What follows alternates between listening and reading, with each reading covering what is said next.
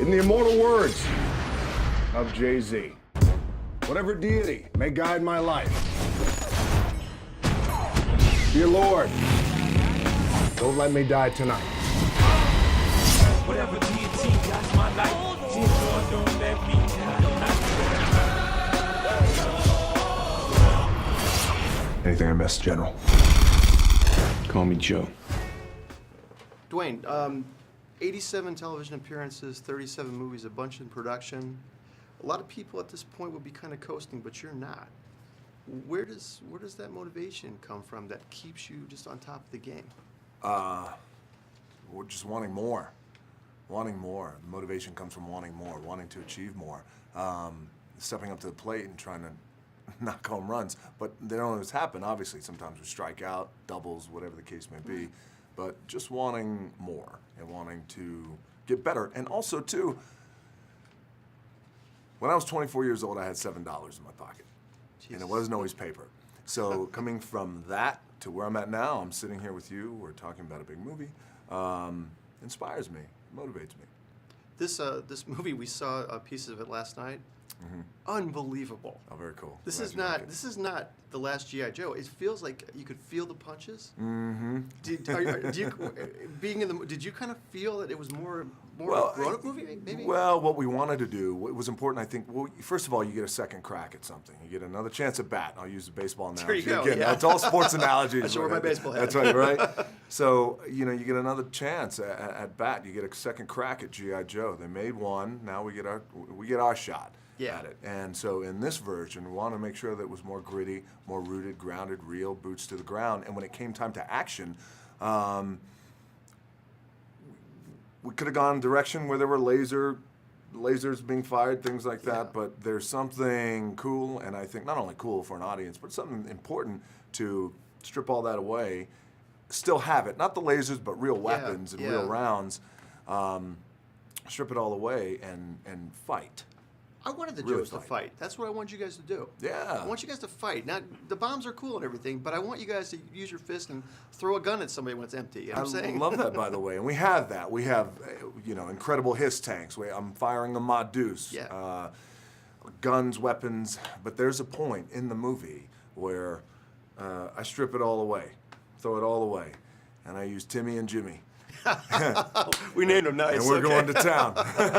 You talked about wanting to hit home runs. I talked to Louis for Journey 2 in Miami. Yeah.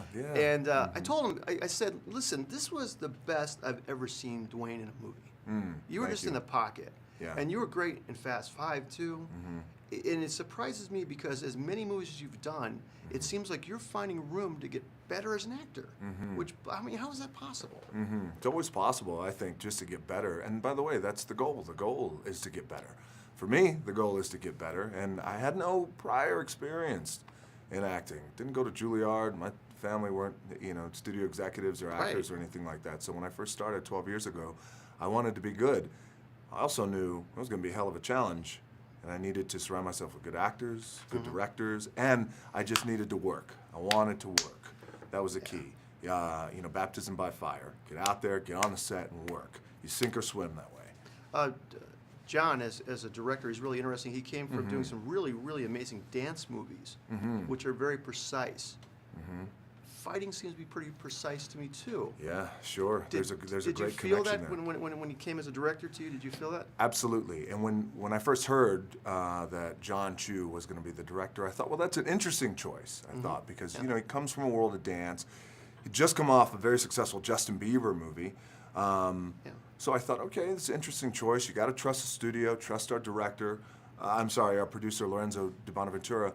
When you sit with John, within 15 minutes, you understand why. You understand why he's directing G.I. Joe. He's passionate about the franchise, passionate about the title. But not only that, but what's fascinating about John Chu is he sees things in movement. Artistically for him, it's all about movement, which is why he's come from a world of dance, which is why dance is so passionate, which is why it's so precise. That's why it and worked. It's why it works. And when you see these action sequences that he put together that I had great fortune to be a part of, they're very precise, very fluid, and in a way, they're beautiful. But at the same time, grab you by the throat. Yeah, they're elegant, but they're dangerous too. Absolutely. Yeah, the rooted, grounded part, where the military part, where we're fighting, where I'm fighting. Yeah. It's dangerous. It's dominant. It's grab you by the throat. Yeah. There's a beautiful elegance that is still very dangerous when it comes to the fantastical side, where we have these ninjas, Storm Shadow, Snake Eyes, and these incredible action sequences along the Himalayan mountains are amazing. So I'm very proud of John, and I love working with him. Lastly, what are G.I. Joe fans and new people what can they expect from this movie? They're gonna expect to be entertained, bottom line, and they're gonna be satisfied at the homage and the respect that we pay to the mythology of G.I. Joe, and taking a very beloved, important title and franchise in G.I. Joe that means a whole hell of a lot to me, and everyone who was involved this go around, and making sure that we deliver, and making sure that we were paying respect to the mythology, and making sure that when it came time to fighting, the fighting felt real. When it came time to the fantastical side, it was amazing, and it was mind-blowing. And then at the end of the day, still paying respects, in a way without giving the movie away, to Cobra, paying respect to G.I. Joe, and when we all walk away from the movie, everyone walks away satisfied. And I just don't mean the characters. Right.